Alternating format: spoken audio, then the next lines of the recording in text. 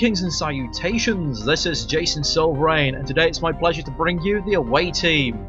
Now published by Crackshell and developed by Underflow Studios, this was released in July 2016 and currently can be bought for $6.99. And I'm not going to lie, I do actually rather like this game. It's essentially a sci-fi choose-your-own adventure book hidden behind a very pretty shell. But it's quite a nice shell, and there's a few things I'm going to get into which really bring this game to the front for me. Now, looking at the options, you can see there's not really much here. I do like the bars for the effects volume and the music volume. Too many games do those very badly. But the font, there's not much to select from. The console visibility is quite interesting, as it's nice to see how the game works, and the game does advertise itself as moddable. And the developer has actually stated they've been wanting to make the game more accessible to the user. And actually, when I contacted them, it says they were going to make a guide. So hopefully in a future video I can go over some of the modding options. Amber mode simply changes the text to yellow, so there's not really much to really say here. Now, I have actually been messing around with the game a little bit and sort of figured out a few odds and ends, and I put myself in the game! Woo! So, this is sort of where the game really begins to take shape. You have your various difficulty modes, which really depend on how many crew you can take, and you are playing the AI, trying to guide this crew to a new home.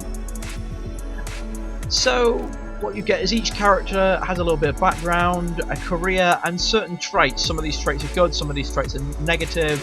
All of them have sort of effects on the game, and there's also hidden stats in the game as well. So, as a mechanic, this guy might be relatively clever, he might be a bit strong, but as a loner, his social stats are going to be quite low.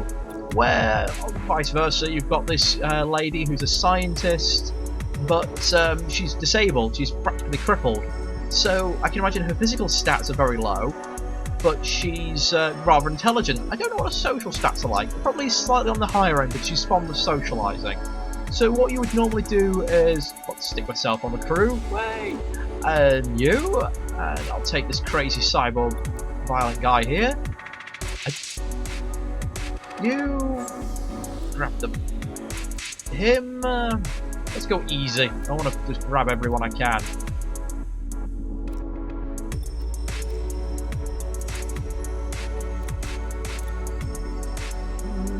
Yeah, I'll do that for now. So then you get this nice little intro, and you'll be seeing the space section here and there. It's possibly the weakest part of the game, because one of the major challenges in this game is balancing food and fuel. If you run out of fuel, you can no longer continue. If you run out of food, your crew starts eating one another eventually, or dying of starvation. Depends on their morale and the morality. So as you can see, there's a nice little introduction explaining the background and why your ship is so small. It's actually suggested that a lot of the AI ships that were sent out were these huge ones with billions of people on. So why yours is so small, it's sort of hinted in stages in the game that it's the only way to make your ship so fast. So I'm just going to skip through this and just show you that this is the overview. And your food ticks down in real time, so you can't really spend too long looking at things. But there's usually only 2 planets at most in an area. And this is a new one. So we have like a description of the planet, we get this star class and object type, which is a station or a planet itself. So the planet is clearly dead, incapable of supporting life. The surface is barren, the magnetosphere blown away. There might be something beneath the surface. Seems unlikely. Much better prospects into a space station in orbit around the planet. Not only is it powered on, but it seems it recognises you. An automatic broadcast landing instructions. This seems like something you shouldn't ignore. You alert the crew. Now we deploy the crew. And now this is the key parts. This is where you start having to do choices. Now this is the meat and bones of the game really. Each place you visit you have to pick an away team. And as your crew get a little bit more experience, you'll see a little rank ups appearing after each mission. Doesn't really do anything at this time, but there's been suggestions that it might do in the future. And you get certain roles. Now these roles are not on every mission, but they're certainly on plenty of them. And you have the medic, which obviously does the medical calls and tries to save people's lives. You have the engineer, which I think is personally the most important role, and this guy is solid. I've actually managed to complete the game twice with this chap, and he is my favourite member of the crew. He's a bit of an ass, but he works. He does really well, and as my leader, this is sort of the overall character, you know, does overall choices for the group. So I'm going to put my diplomat in there. And you could put extras in. Oh, I'll put the soldier in there as well. I could throw myself in there. Yeah, what the hell. I usually only send a team of 3, because the more people you have, the more people you risk, but you can get resources back, because the more skills you have together. So it gives you a nice little bunch of instructions at the start, and you can change the scrolling text. You can review the ship information, which is really nice, because it just gives you so much detail. I would wish you could do this when you're out of an away mission, because it doesn't really go into the mission so well. But it does give you sort of lots of information about your ship that you can just flick through, and it's very nice story building. Now, unfortunately, this is the main thing you'll see. You won't get any images or pictures of events, and that could be described as a weakness for the game, but the writing is very, very good, and there's very, very few errors in it. I've occasionally had a female character referred to as him, and vice versa, but that happens so rarely that I'm going to let that one slide. I only noticed it twice in my last game, and one of those was at the very ending piece of the game. Now, the bigger flaw in the game is replayability. It's a lovely game, but it's a bit shallow, and I can imagine the developers wanted to have the game open enough to be moddable, and it's not that it's a bad game. There's over 30 planets and stations, over 700 choices. But the problem is, like any choose your own adventure, is once you know certain choices, you will pick the same things over and over because they work, and you know that they work.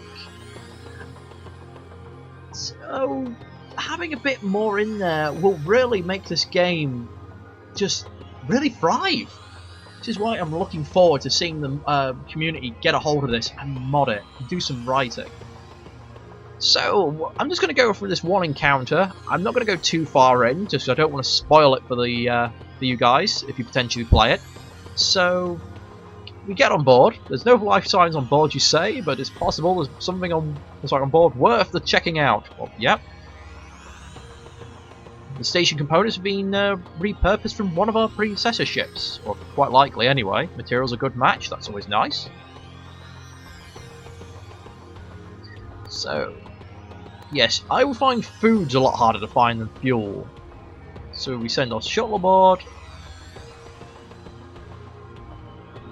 Upon docking, the shuttle doors open and reveal a cavernous chamber some 30 meters across, meant for a station of this particular design. The gravity is somewhat low, but enough for the crew to maneuver without difficulty. So they make their way out onto the station. Oxygen levels remain at a low end of optimal. So remind the crew to keep the helmets on. And little details like that, I will say now, are key. Because, well, I have had crew die from just instinctively taking their helmet off when something smashes the lens, or something, you know, not lens, the visor. This poor chap up here, this is because his soldier training went, oh, my view's been disrupted, I'll rip my helmet off to shoot the damn thing. And no, you just rip your helmet off in a toxic environment, you fool! So, before we can give any further direction, the portal at the far end of the room slides open and a vaguely humanoid form trundles across the room. From the distance it appears possibly human, but as it approaches it comes to an artificial life form, a robot, plainly speaking. A bit one done in patchwork robes made of and with makeshift wig of some sort atop a large cylindrical head. And the blue choices are what you sort of say, is like what you're telling your guys to do, and they'll act on their own. Now, I am not reading this line for line. I'm kind of skim reading for some of you just listening and not reading it for reading the text. Otherwise I'll be here all day. The descriptions are quite nice.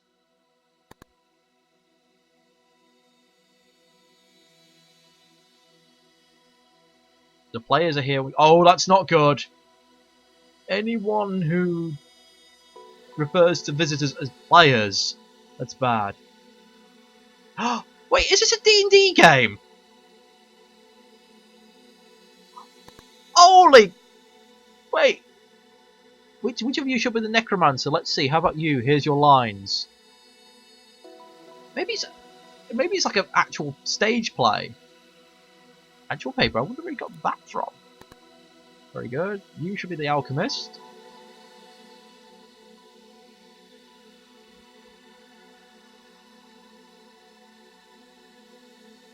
Let's go along with it. We don't have time for this. Okay.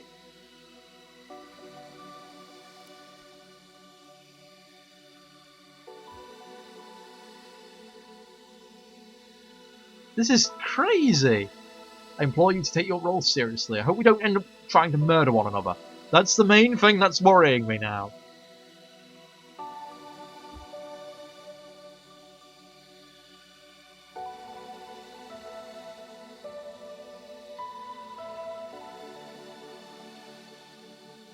So we're seeing monitors of faces.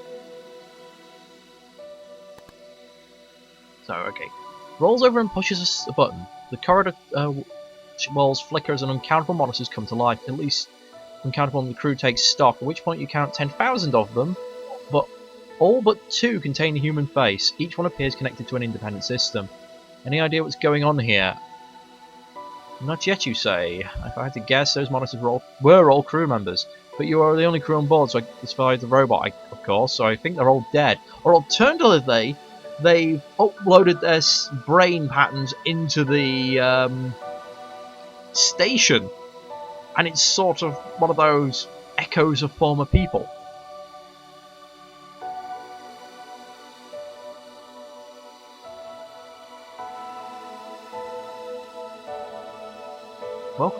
Welcome one and all to the integral presentation of Janus Tobot's Three Gentlemen of an Interstellar Night's Winter. Oh god, references there.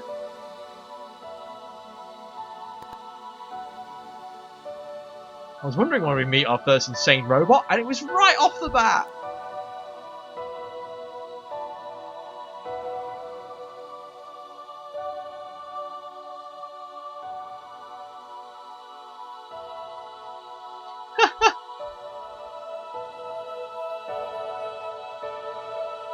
I'm glad the crew are going along with it. I actually think I picked some of the right crew for this job either. Sorry.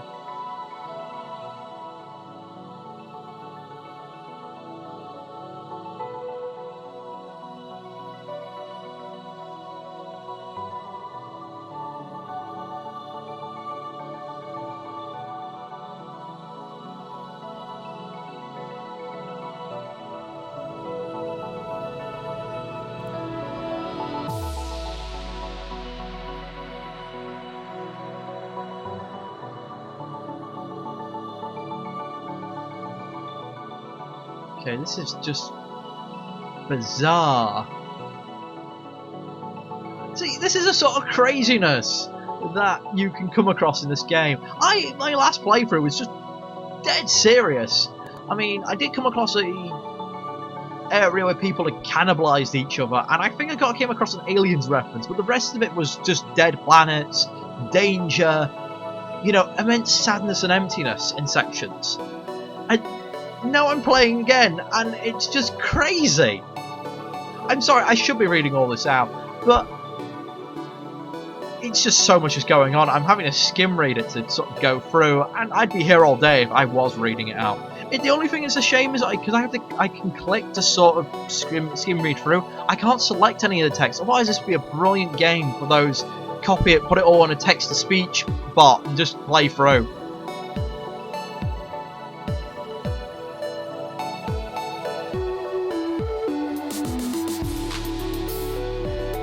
I'm going to continue this, and I'll see you guys next time.